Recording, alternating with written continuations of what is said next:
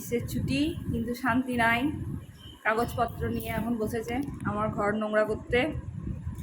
আমাদের সময় দিত হাতের লেখা গ্রীষ্মের ছুটিতে, আর এদের এখন দিয়েছে এই যে কাগজপত্র রং নিয়ে এখন কাজ, এই যে সব প্রজেক্ট বানাও। সব বাচ্চারই মনে হয় একই, সব স্কুলেই তাই। যখন যেমন সময় তখন তো সব সেরকমই হবে। কি প্রজেক্ট হচ্ছে আজকে?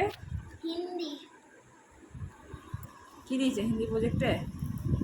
এই বর্ণমালা দিয়েছে।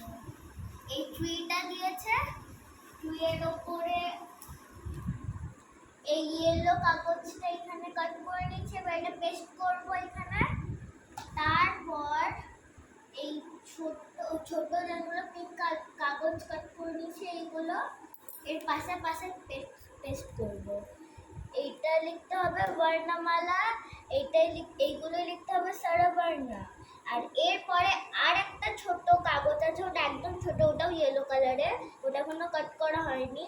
ওইটা লিখতে হবে ক খ মানে ব্যঞ্জন বর্ণ। ঠিক আছে, করো, কমপ্লিট হলে দেখবো। কাজ হয়ে গেলে ঘরটা আমার ঝাঁট দিয়ে দিস জানো।